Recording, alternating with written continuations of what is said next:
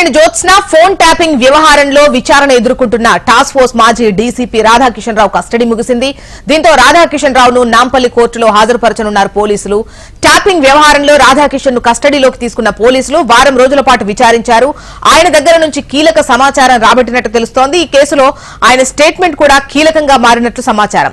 ఇక రాధాకిషన్ రావు ఇచ్చిన సమాచారం ఆధారంగా మరికొంతమందిని కూడా ప్రశ్నిస్తున్నారు పోలీసులు.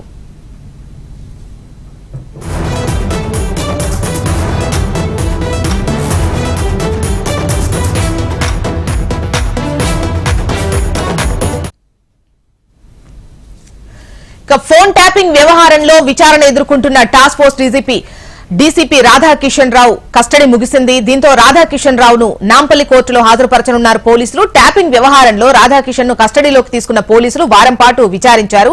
అయితే ఈ విచారణలో కీలకమైనటువంటి ఆధారాలు రాబట్టినట్టుగా తెలుస్తోంది. ఈ కేసులో ఆయన స్టేట్మెంట్ కూడా కీలకంగా మారింది. రాధాకిషన్ రావు ఇచ్చినటువంటి సమాచారం మేరకు మరికొంతమందిని కూడా పోలీసులు ప్రశ్నిస్తున్నారు. ఇక దీనికి సంబంధించి వివరాలు హైదరాబాద్ బ్యూరో చీఫ్ రమణ మనకు అందిస్తారు. రమణ, చెప్పండి, ఇవాల్టితో రాధాకిషన్ రావు కస్టడీ ముగుస్తుంది. సో కోర్టులో హాజరుపరచనున్నట్టుగా తెలుస్తోంది. దీనికి సంబంధించి మీ దగ్గర డీటెయిల్స్ ఏంటి?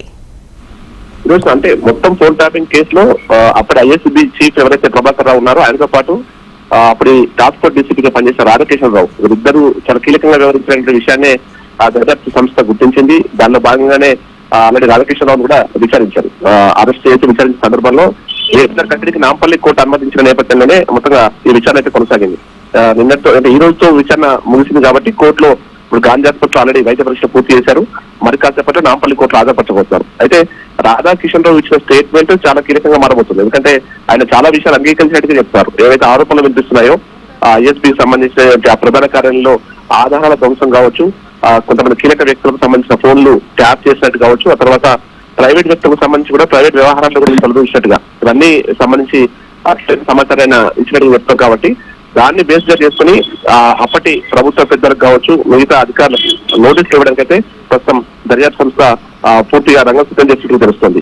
అంటే వచ్చే 2-3 రోజుల్లో మనకు కీలక పరిణామాలు చోటు చేసుకుంటాయి. కానీ దర్యాప్తు సంస్థ మాత్రం ప్రభాకర్ రావుకు సంబంధించిన స్టేట్మెంట్ పైనే ఆధారపడి ఉంది. ఎందుకంటే ప్రభాకర్ రావు ఇచ్చేటువంటి స్టేట్మెంట్ ఆధారంగా మరింత దూకుడుగా ముందుకు వెళ్లే అవకాశం ఉంటుంది. కాబట్టి ప్రభాకర్ రావు ఏ క్షణమైన విచారణకు వచ్చే అవకాశం ఉన్నట్టుగా తెలుస్తున్న నేపథ్యంలో ఆయన విచారణ కోసం ఆ దర్యాప్తు సంస్థ ఆలోచిస్తోంది. అయితే ఇప్పుడు రాధాకిషన్ రావు స్టేట్మెంట్ కూడా కీలకంగా మారిన నేపథ్యంలో ఆ స్టేట్మెంట్ బేస్ అయితే కొంతమందికి 2-3 రోజుల్లో నోటీస్ ఇవ్వడానికైతే దాదాపు రంగ సిచ్యువేషన్ తెలుస్తుంది.